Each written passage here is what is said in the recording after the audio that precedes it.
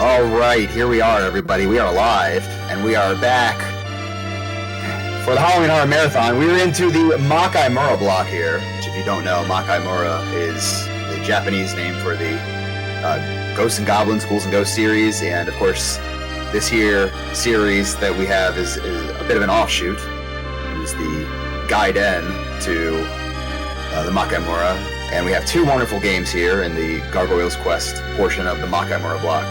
Kicking off first with Cypherin playing Demon's Crest, the 100% category. It is an awesome category for an awesome game, and we get to see as much of it, almost as much of it as possible. I think this may be the first time ever that Cypherin's not actually going to kill the impossible boss, or at least attempt to. But that aside, believe it or not, killing that boss does not count as part of the 100% category. Don't ask me. I didn't even know that boss existed until Cypherin turned me on to it. So, anyway, we're gonna get started here in a hot second. Cypherin is feeling a little under the weather, so I'm enemy doing commentary for him, and I will do my very best to give you all the information on what Cypherin is doing in this here game, because it's a lot of stuff to cover here in the next 55 minutes or so. So sit back, enjoy. I love this game. I hope you do as well.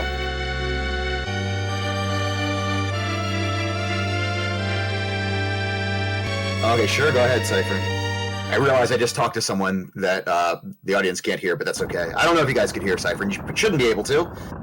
I can hear him. We have strategies on the production side here. Go ahead and get started when you are ready.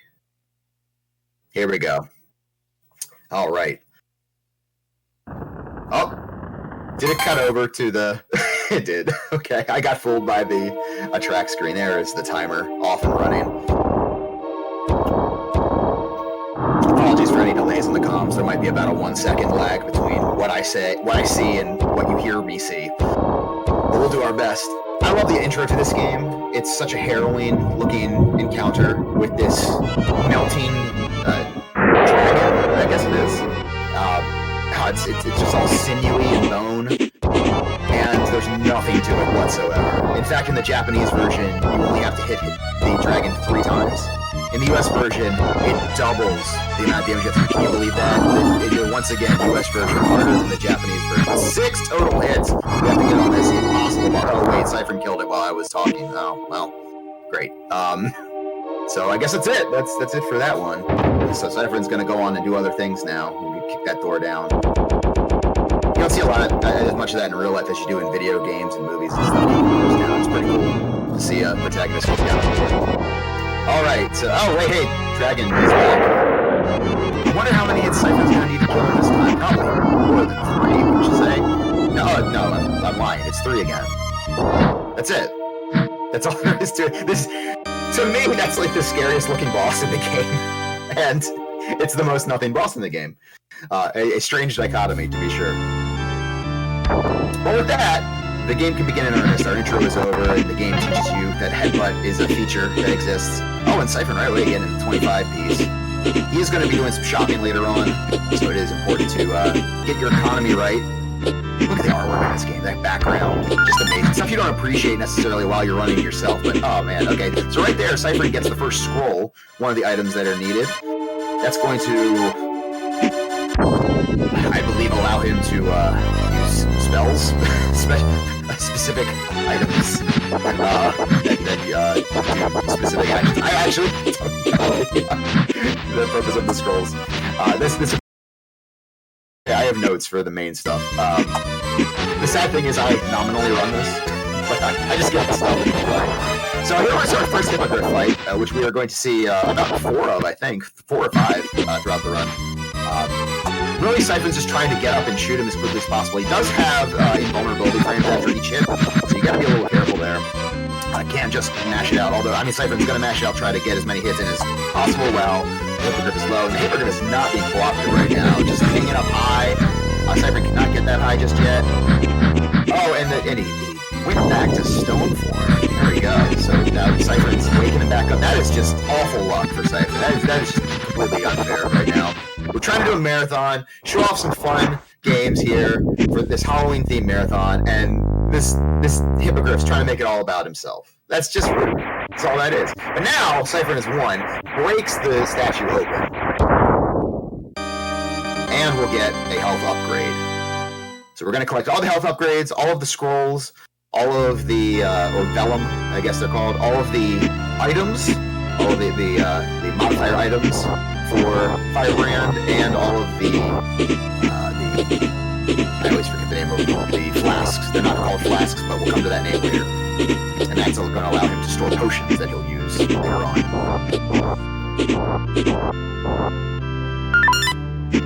Speaking of coming up here, there is a flask. He can get you flask. Right there. Goes down and gets it. And that's all we have to do in that screen. Just fly over, get the flask, and get out.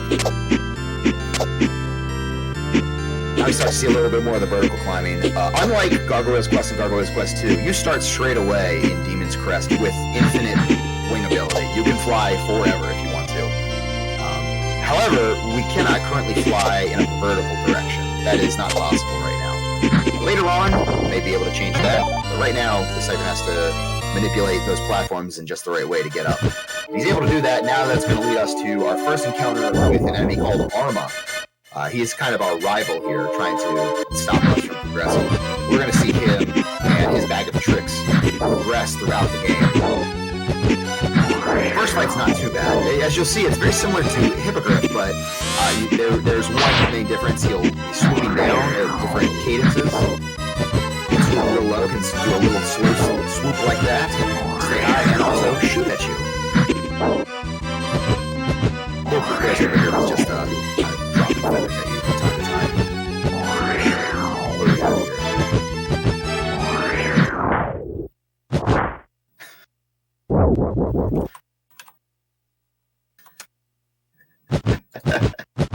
Alright, so Arma 1, no problem for Sai.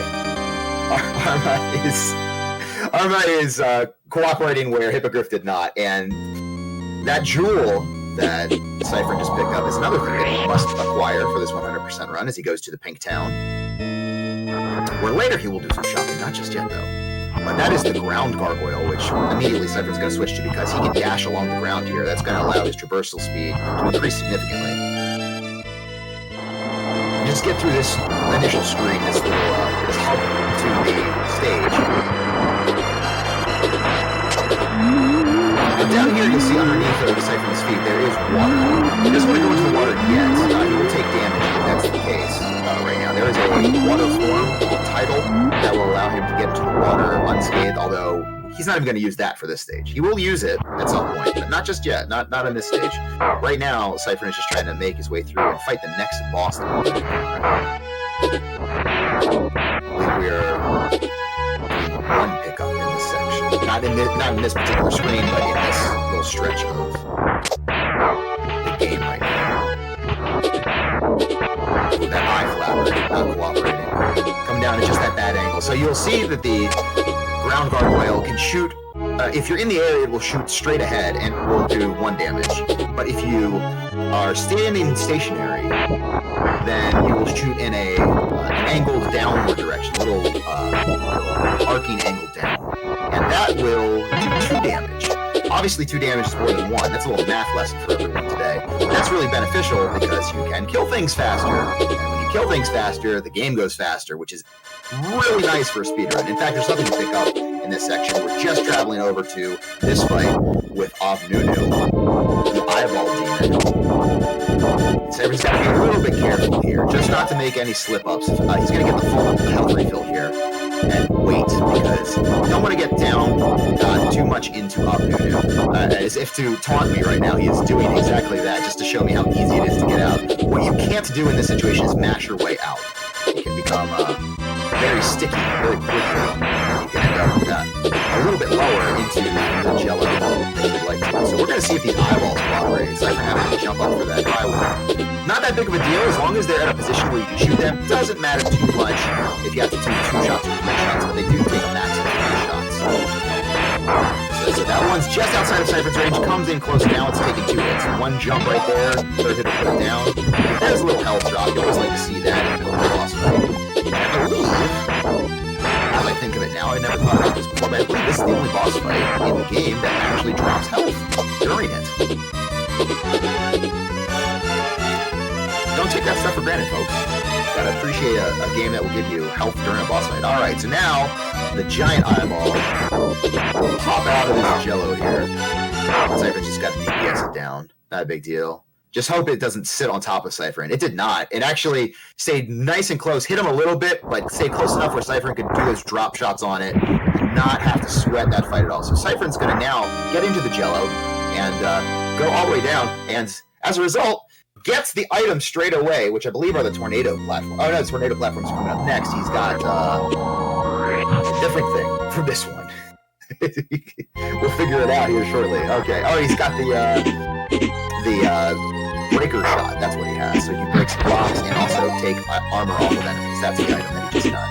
All right, you get the 25 piece right up there. He's going to get another one at the top of this branch. He chooses to. Oh, he chooses not to.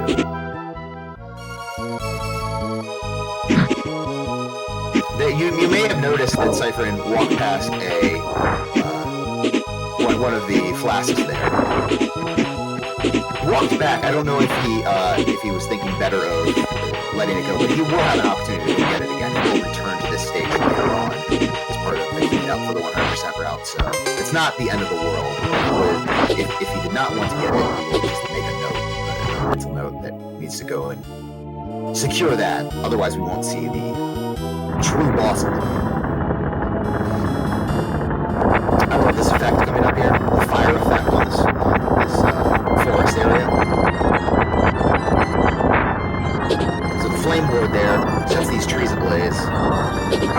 And Cypherin, the madman that he is taking the ground gargoyle through here. And just trying to go as quickly as possible. And you see all the brambles, all of the thorn bushes that are in his way and that he has to negotiate over.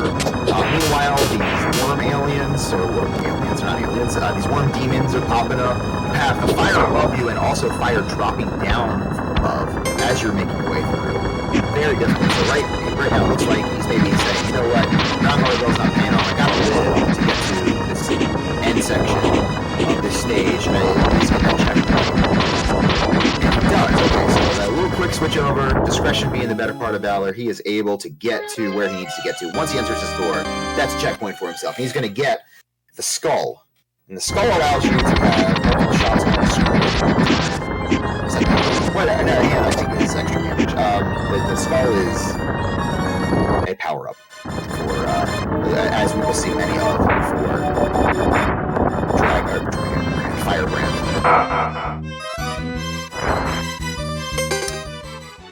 So immediately, Cypherin's going to take a death. Not a mistake, absolutely intentional.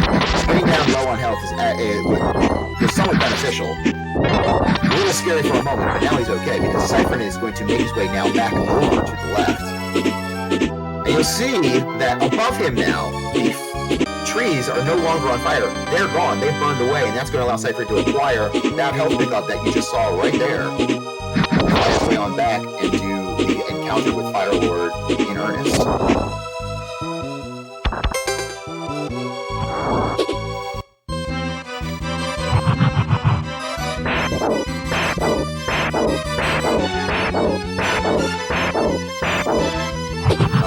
Again, we're seeing Cypherin use those drop shots, and they're running along the ground, so he's getting double hits with every one of these. So that's wonderful. It's going to switch to second form very quickly. And those Firebirds are not being fine relation. Nowhere in the mix right now. So there's three different patterns that you can get from Flame Lord at this point. There's the double swoops, and there's the long, slow swoop, and then there's this fire tier pattern. Fire tier pattern stinks because you can't really get good hits on them. The low pattern is okay, but oftentimes not quite as reliable as the double swoop pattern, which you see right here. Oh, and he drops down on Cypherin, but it looked like it was a double hit. Ty goes to the runner, and Cypherin gets the kill to pick up the tornado platform for real this time. That 1 HP left. A man after my own heart. Killing a boss with only 1 HP, and now everybody's favorite part of the run, the headbutt minigame. An absolute demon. So Cypherin has to destroy 30 of these skulls. And This looks very simple. I understand that. You're going to see this and you'll be like, oh, enemy, why would you say that this is a demon, a part of Demon's Crest? Well, let me tell you. These skulls, the bottom skull and the top skull, pretty easy to get to. The top skull, you just do a full jump and you press your attack or your headbutt button. The bottom one, you just stand there and press headbutt button. All the ones in between, you have to get right into the nice pixel range. If you are off just by a little, it'll look like you're headbutting it. It surely will, but you won't get credit for it. And if you run out of time, which Cypherin does not, he had one torch worth of time left, manages to pull it out, and gets his health upgrade. A mandatory minigame in 100%. That's why they call it Demon's Crest. There's no other reason that I can think. Okay, so now Cypherin's going to do a little bit of shopping. He's going to pick up the Mercury here, I think. That was what he just added. There's going to be a technique called a Mercury Cancel that he's going to be using later. It's a frame-perfect trick he's going to try to avoid having to traverse back through this area in the stage. For now, Cypherin finds himself in Tower 1.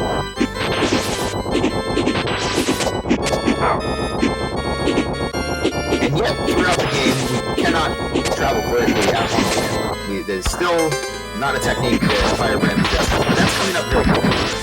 So he's going to use the breaker here. I believe another potion, or another flask. He does not have a potion until he purchases it, but the flask is 15 points. So there it is. Add that to his kit. Carrying that over. We'll see what he chooses to fill up on. He definitely wants those mercuries and those sulfurs. We'll see if he uses some ginsengs or not. I always like to stock up on ginseng when I do the final boss fight because I am bad at it.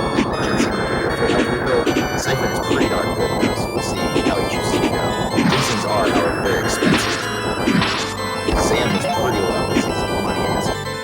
So we'll see how it all shakes out. A lot of game left to go before we figure that out.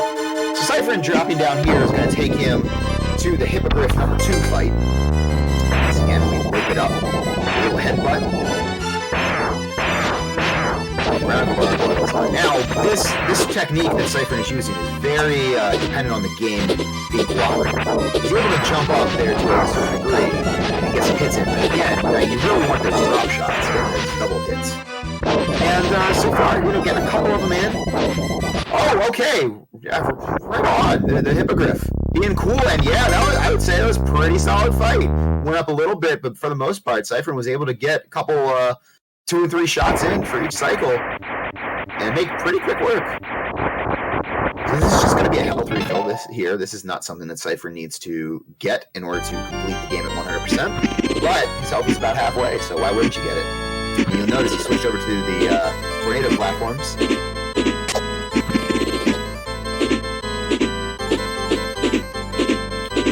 Now we're taking platforming to a new level because platforming can be, or the platforms I should say, can be made on a whim when Cypherin wants them. That's going to allow him to get exactly where he needs to go, which is going to be through this door right here, and allow him to acquire a couple more items. First thing we're going to get is the crown. The crown will allow Cypherin, if he equips it, to get more ZAM, more money from drops. And then he's going to immediately leave. Notice he's not good. I don't know that he's going to equip it at all, actually, for this run. Then he's going to travel over to the right side of this screen. There's actually a wind pushing him up, so this is one area in the game where you can travel vertically, despite the fact that it does not have the cargo that will allow him to do that on his own. Here, the wind has pushed him right there. You may have missed it. It's a little difficult to notice. He grabbed another belt. This is a little bit of a tricky section. Not too bad, but you have an axe throwing over right there. You have a ghost spawning right in your way. And Cypherin's able to get through. And that'll send him over to Arma 2.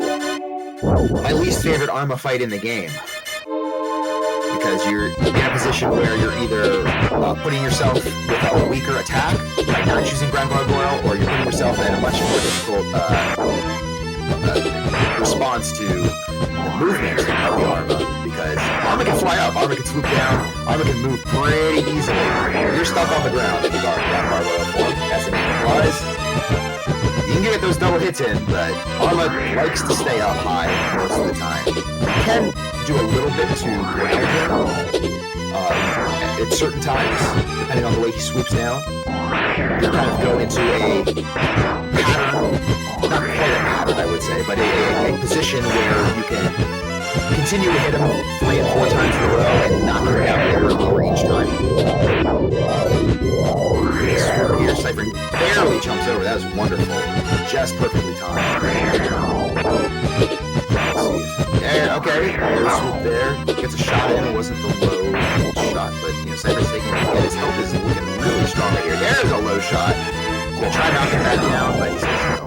Arma flies back up. And a really nice fight from Cypherin, making it look very easy. I tell you, it can go sideways very quickly, especially when you're using ground gargoyle. And with that, our dilemma of being able to fly vertically has been corrected. We now have the aerial gargoyle, and Cypherin will be using that to great effect here coming up. Probably straight away, switching over to it here in the tower number 2 line. You'll remember that in the first case, when he went through the tower, he had to grab onto this wall right here and travel up the wall line. Not anymore. Now he can just fly upwards. That may not seem like a big deal. I don't know. If you know, but it is very liberating in this game to be able to fly vertically and fly horizontally at your whim. Especially if you come from the previous gargoyles customs. That is a luxury not often seen.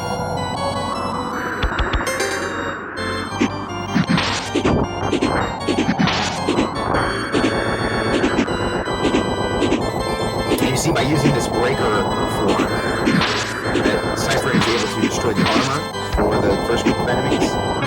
He can switch to the aerial form and deal with the little scully pterodactyl enemies. He gets the flyer. Flyer 1 is a joke. Flyer 1 is a chump. Flyer 2 can sometimes have some tricks up his sleeve, but Flyer 1, Cypherin will make very good work of him, I promise you. He can give bad patterns, but aside from that, it might be nothing. Yeah, then so far this is not like the greatest pattern of all time. Okay. What you want Flyer to do is spin around in circles. He'll do that 4 times in a row. You can hit him each of those spins. Even with this, Cypherin is doing well. He's just picking his shots with surgical precision. And, no problem at all. A little slower than I'm sure he would have liked, but the pattern cannot be helped as far as I can tell.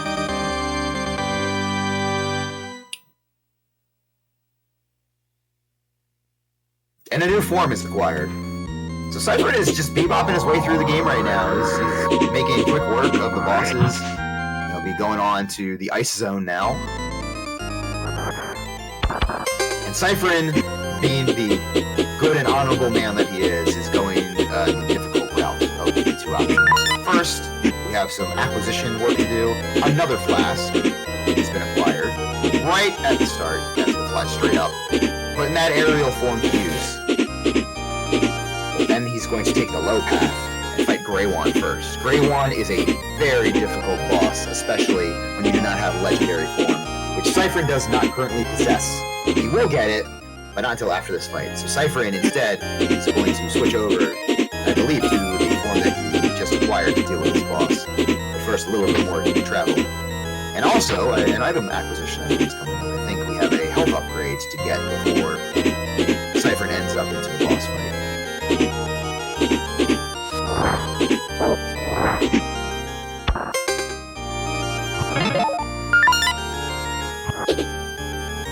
Oh, it's a Vellum, excuse me, alright. So Cypherin is going with normal Firebrand, vanilla, and you'll see he has to get right outside of Greywon's field of view. And just to wait, because it's time it out just perfectly, because if he dawdles at all, he's not on his timing, he will get pounced on, and I tell you, he will lose health very rapidly once he starts taking damage. But Cypherin look at this. He's setting it up just perfectly, hanging out to exactly the right moment and making it look like this fight is nothing, when I promise you, a couple of hits and he would be down for the count. But instead it is Greywon who is down for the count right now. He's trying to get up against the wall. It's not even a wall over there. He gets up against it anyway. It doesn't matter. Cypherin says to get down. Only a couple more hits remain. And this just precision execution. No damage taken. Absolute stunner of a fight, ladies and gentlemen. Give it up to Cypherin. That is truly impressive stuff right there. I tell you, it only takes a couple hits before you are dead meat in that fight. And Cypherin said, hey, I don't want to take any hits. So I'm going to take 0 hits and win and dominate Greywon. That is fantastic. Good job, Cypherin. All right. So now we're right back into the ice zone again.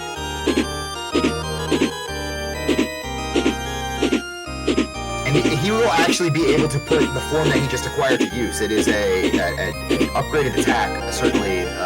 I know at least that. But because my routing in this game takes an easier path than Cypherin chooses by doing Greywon second, I don't actually ever use that weapon. So my apologies for my ignorance on that one. Right now, real quick, Cypherin is going to switch over, get into this room, and he's going to get a health upgrade. He's also maybe going to get a couple bucks, and we'll see if he wants to headbutt any of these ice blocks and try to get a little bit of money. It looks like not. He says, you know what? Oh, okay, he's good. I think he busted open a couple for my benefit. Thank you, Cypherin. See, that's where you practice for the headbutt minigame, by the way. All right. It's just a health upgrade. So now we're going to be switching back and forth a little bit through here. I have to break open these statues with the ground gargoyle, doing the shoulder tackles.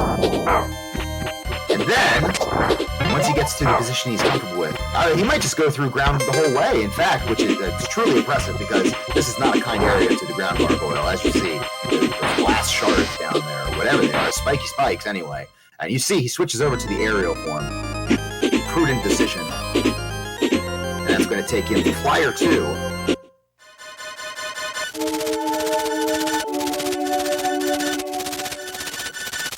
Now, Flyer 2, usually, I would say 8 out of 10, 9 out of 10 times, not much of a problem.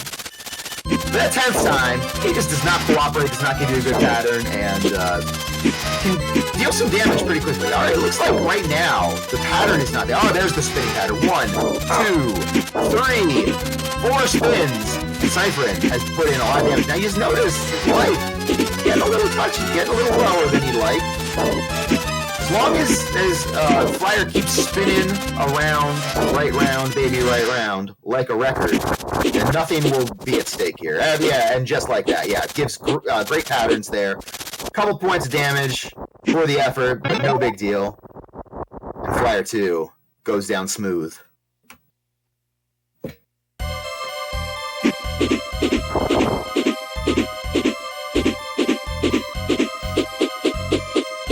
A particularly nasty room, if you are unfamiliar with it, is this darkened room right here. You have to fly vertically and avoid these bats. You see, the bats have grabbed on Cypherin, and they are vampiric. And they're going to grab onto him, suck his blood, and knock him out of the air if he's not careful. Has to really get back up very quickly. Switch over to ground gargoyle real quick. I can say the word gargoyle, I promise. He switches over to acquire the body armor, which he immediately equips. That way he will half the damage that he takes. Very helpful as he goes on. And look at this. Look at this navigation like a pro. The idea behind this is that you would use Firebrand, your vanilla form, to light these candelabras. They're hanging from the sky. Oh, let's see if he gets this hit here. He's going to switch over to his newly acquired form. He's going to try to shoot this right as the screen turns. And look at that. Gets the early hit with the overpowered weapon. And he's off and running already. Before the fight even starts, he's off and running. I love it.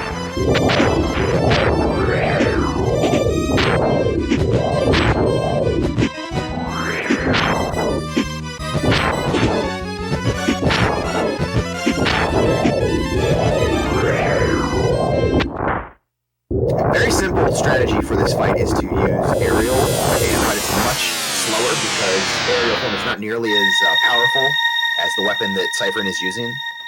And as you see, it made very little difference that he could not fly up and meet Arma 3 at the peak of the room, because Arma 3 is dead already. a masterful fight from Cypherin. So now we're going back to our town, our pink town here. And it looks like we're going to go shopping here. We have 3 urns so far. We need to get 2 more. Again, one of the urns that Cypherin could have had already has not been acquired yet. We'll get that when he does the revisit to the forest. So right now, I believe he's going to buy a second Mercury. I believe he's going to go with a second Mercury and then a Sulfur. Yeah, so he buys the Mercury and then he'll probably pick up 1 Sulfur here. Yes, indeed.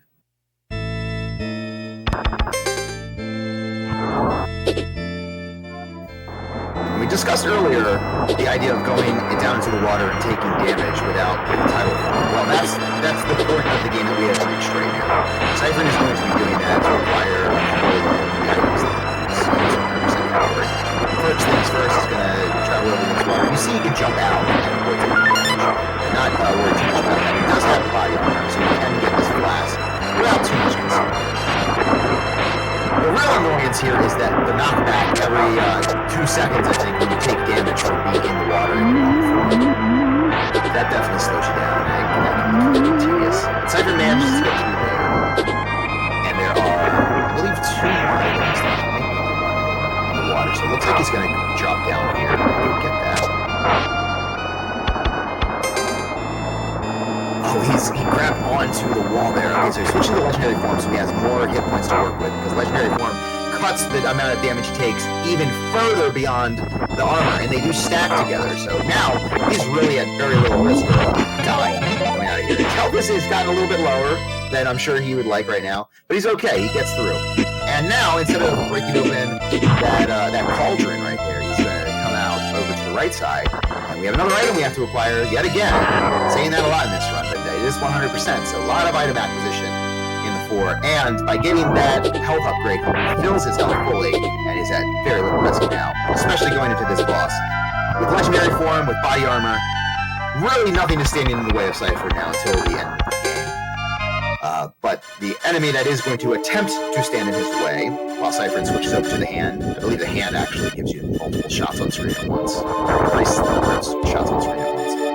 This spike collar will do more damage. This is Belf. Belf is a chump. Belf will die very quickly. Some of the bosses I can hype up and tell you that Cypherin's putting on a good show. This one, sorry, Cy. Anyone can do that fight with the legendary form. That's just the fact of the matter. Cypherin gets a free pass on that one. Okay, he's trying to set up the Mercury cancel, and I think he got it. I believe he just got the Mercury cancel. So what he did there, by acquiring that item, the health upgrade, and timing it frame perfect with pressing Mercury, he actually went back to the start of this stage instead of having to go out, swoop back in, and do that whole business. He didn't have to wait for the item acquisition, little jingle, or any of that stuff. So he saves time by doing that. And that is frame perfect. So wonderful job from Cypherin. That he does get propers for. The boss fight is whatever, but nailed the Mercury skill.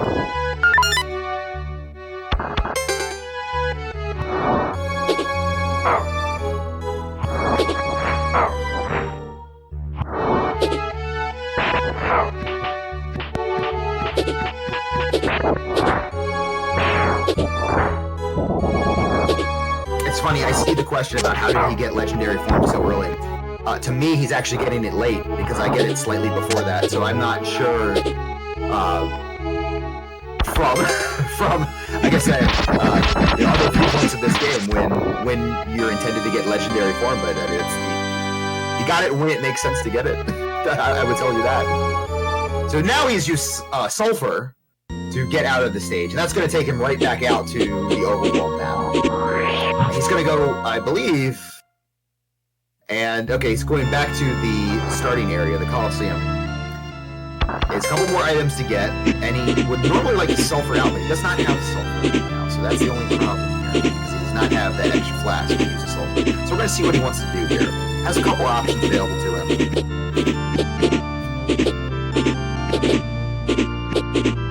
I love that giant gargoyle that's in the background there. It's something I miss so often when I play through this game, but watching Cypherin here, just being able to take it all in, just a stunning looking game.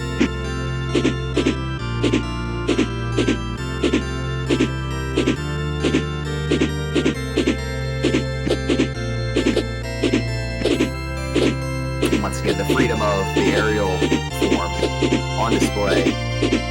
Oh, a little close to that axe guy? No problem, he's gonna fly up now.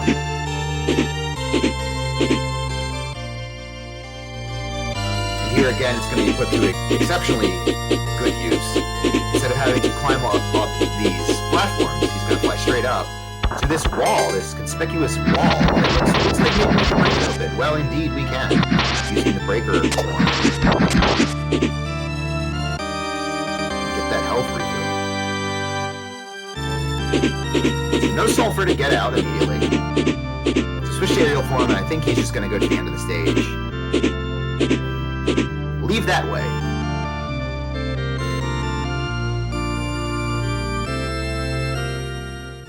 And there it is.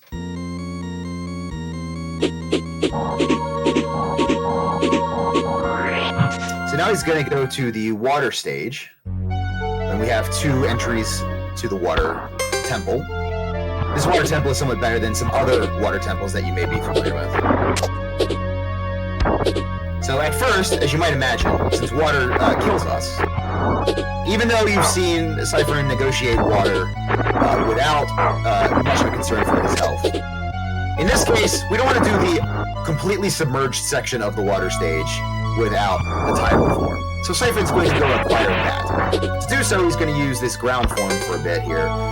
Break open a lot of statues. Quite a few. There's an opening here that Cypherin can travel up through, save a little bit of time breaking these and getting the health acquisition there. You see, he's just stacking up the health right now. He is loving life. With quick climb here, he's going to trigger a boss, but he's not going to fight it yet.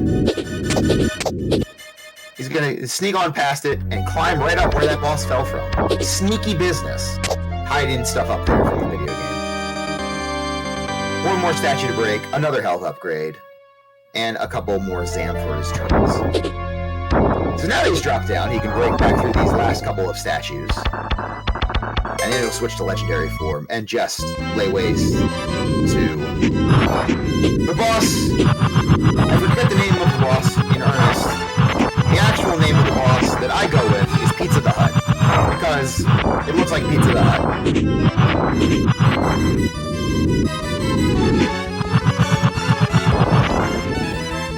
Right now, not being super cooperative. I believe you can only get 2 hits per second, maybe a third. But old Pizza here can choose to attack or not. You can only damage him when his eyes. Pizza, what are you doing, fella? I have never seen old Pizza out there just walk the player down like that. That's pretty ridiculous. I hate in video games where, you know, the enemies don't take contact damage, but you do, and they just walk into you. Okay, we have another Mercury cancel set up here. Let's see if Cypherin can go 2 for 2 here. He's got the item. That's the title form. He's got it, and... Oh, okay, he didn't get it. So no harm done. He didn't Mercury out too soon. All he has to do is wait for this little bit, and then go back in and traverse back through, which is a very short traversal because he's going to drop into the water right here. So 1 for 2 on the Mercury cancels, no problem, because he did not hit. The main thing, you don't want to hit the Mercury too early. If you cancel out before you get title form, that's bad. That's no good at all, because then you're missing out on being able to swim through here, and you have to, I guess, go back and get it.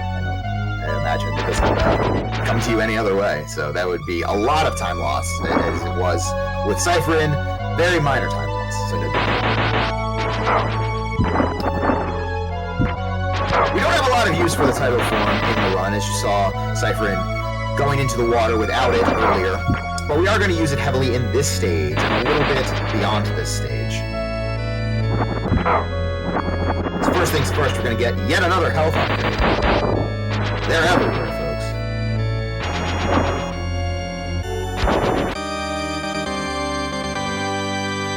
Look at the water effects, look at that dragon in the background. Leviathan. Shoutouts to Final support.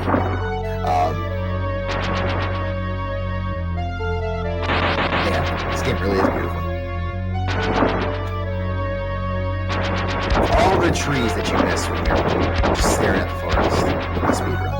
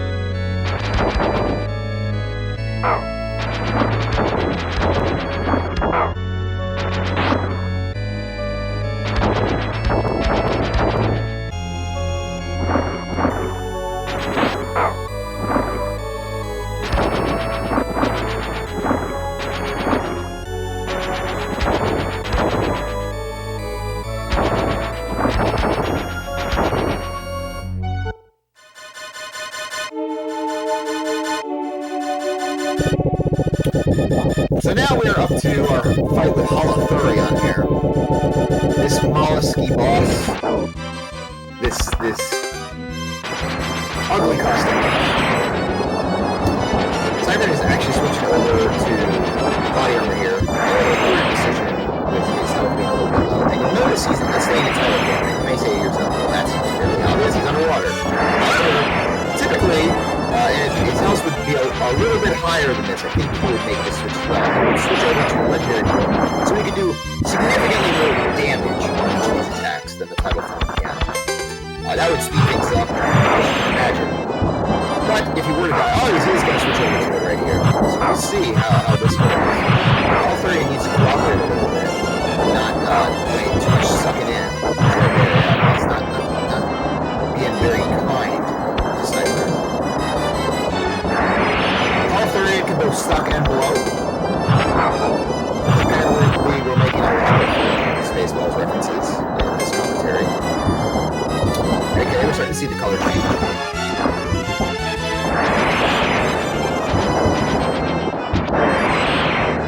Getting close. We have a couple hits to go.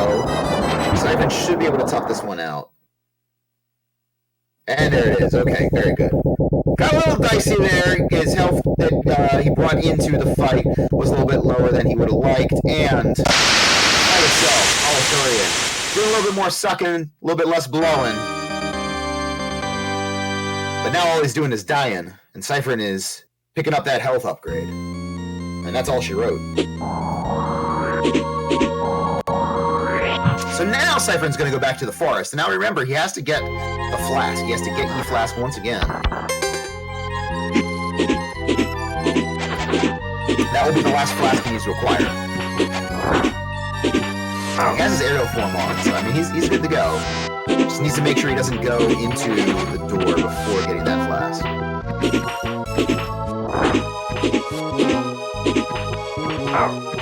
Looks like he's making his way up and over. Yes, indeed. Okay, so he's not gonna leave it behind. Grabs the flask. Head on down to the door here. And we take our alternate route through the forest here. Not a very foresty area at all. In fact, we are now in a cave with rising waters. An area where title can be of some use. We're not going to use it too much in this screen. A little bit later, the title will have its second and final use. Right now, Cypherin has his legendary form on.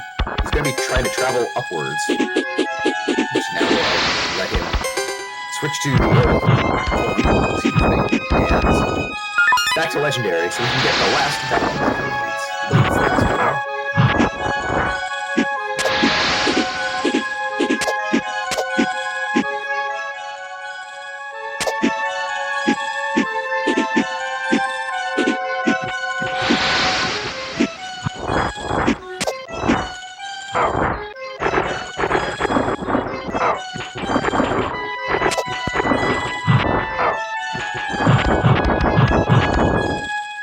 Look at these conspicuous blocks. I wonder if there's anything of interest behind them. In fact, there is. And Cypherin says, you know what? You get no more title form video game. That's it. We're just sticking with Legendary. Which is fine, because he's going to switch to Legendary here anyway. Had he not done so already. And once again, we find ourselves with a boss fight of very little consequence. Blink and you miss it. Cypherin is a bit OP at this point. And our penultimate health upgrade has been acquired. Now, it is time to go to the final area. We will see if Cypherin wants to go and load up on a couple of items. It looks like he says no. I will go this without any ginseng, without any health refills. We will shut this game down. But first, some travel. This is the Taichi's palace here. And one last time with old Hippogriff. And if you thought he was easy before, have I got a surprise for you.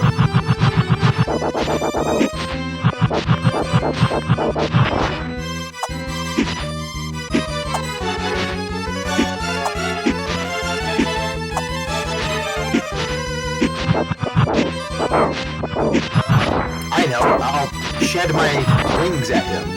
Drop some feathers, that'll do it. Best of luck to you, Hippogriff. Hippogriff is trying real hard, but unfortunately just does not have the juice to get the job done.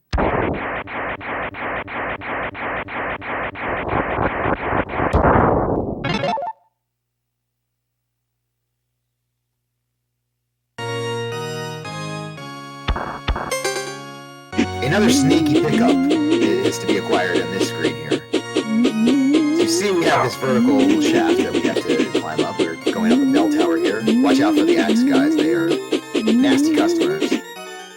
Cypherin doing a pretty good job of dealing with them, actually. And right behind this bell here, right behind this bell, is going to be our final health upgrade. It's odd because it looks like it drops out, and then it drops out. And then you can actually acquire it. Alright. So Cypherin just switched over to the sticky shot.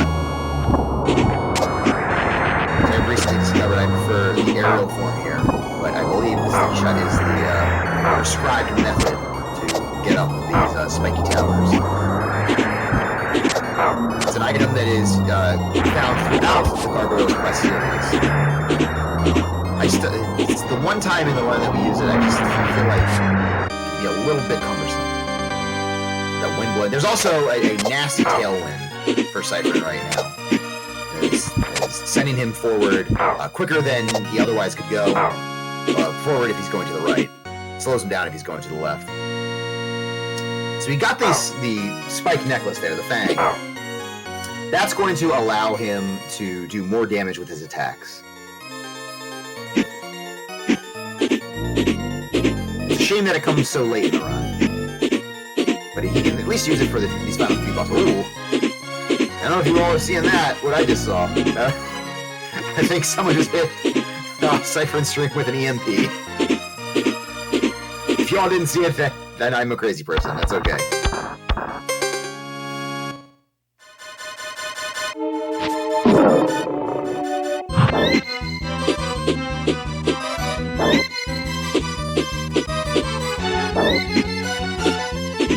Once again, Cypherin finds himself encountering Greywan, this time with legendary form, and somehow I think Greywan did better in that fight than in the original fight. No doubt due to the fact that Cypherin has zero concern about this fight at this point.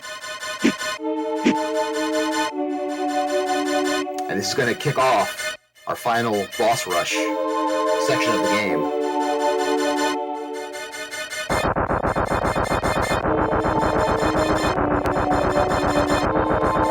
Cypherin does not have 100% of the items here. The game will be over here very shortly. But, you can see right there, there's only one spot missing. That spot is not filled until he actually beats the game. So, he has 100% of the items. I can confirm that we are going to see the true final boss of the game. Form 1 down, no problem. As you'd expect. Now on to Form 2. Not too much more difficult. A little bit more difficult, though, because there's going to be water that Cypherin has to deal with. It's going to rise and lower. Ebb tide. The whole business. But that's okay. Cypherin has a few tricks that he can utilize to deal with this.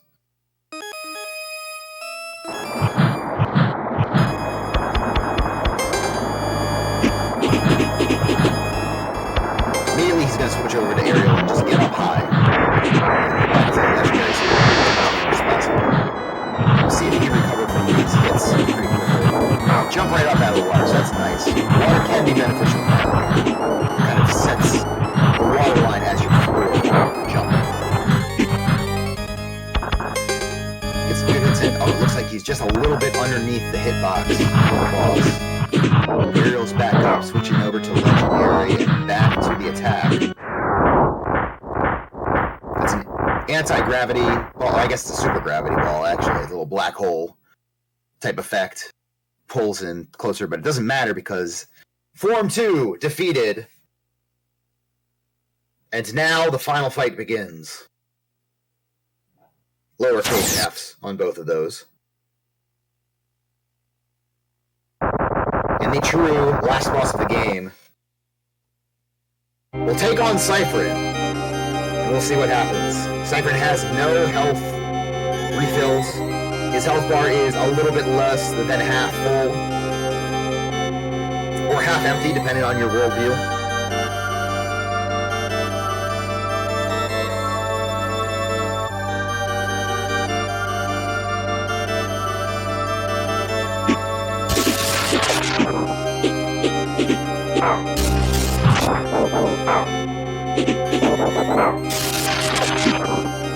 Cypherin, get in there. Get in there and put in work. Oh my goodness, and his health has suffered as a result. He got a lot of hits in. I believe you need 13, something like that.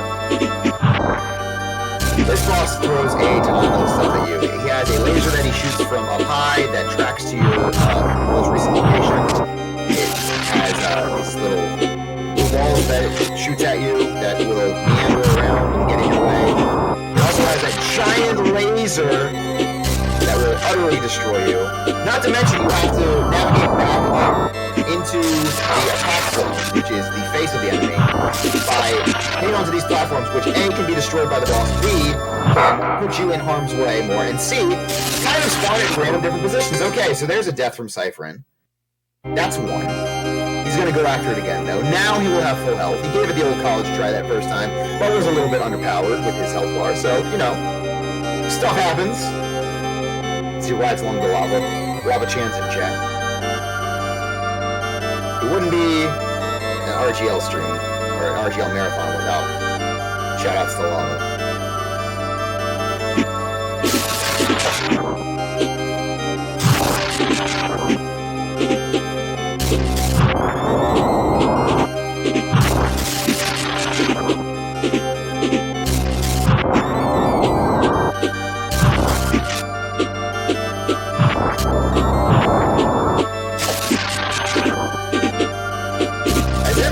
Obstacles that this boss throws weren't challenging enough. The boss also likes to turtle up if you reach an attack posture close to it. It's very just it'd be one thing if it just did a lot of damage to you and you had to deal with that. Had a lot of attacks, destroy the platforms. But no, also he will turtle up and you won't be able to do any damage. It really does.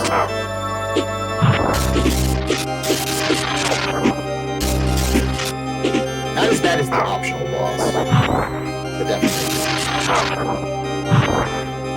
Cypherin using that back, he's trying to get in there and get a couple of hits in for his effort. I think he only managed to did get a hit. Really, anytime you can do damage on this boss, you're feeling pretty good. There's a shot.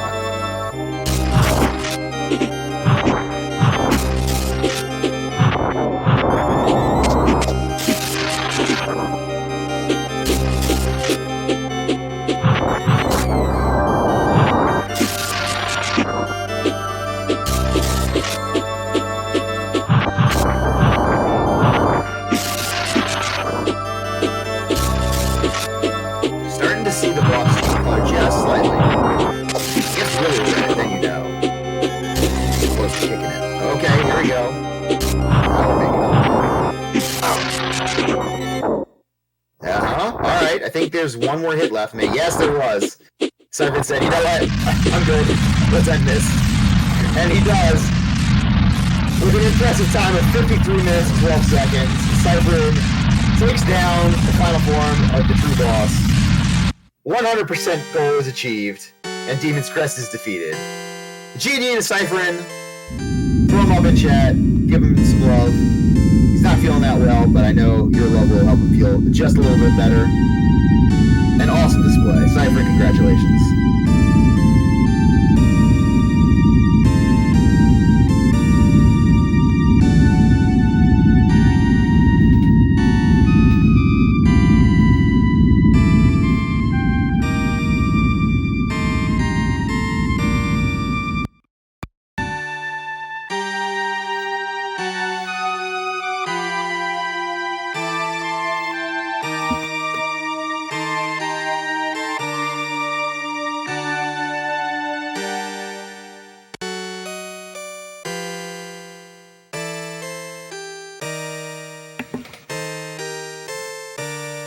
Alright, everyone. That'll do it for Demon's Crest. Again, congratulations to Cypherin. Make sure you follow him if you don't. Twitch.tv/Cypherin, just like you see the name on screen right there. Go there. He's doing great things on his channel. Make sure, if you want, make sure you follow him while he's live, so you can give one for JJ. If you don't understand what that means, trust me, it's pretty good. But show Cypherin some love. And we'll be continuing on the Makaimura block with Gargoyle's Quest 2. I'll be playing that one. So stick around. More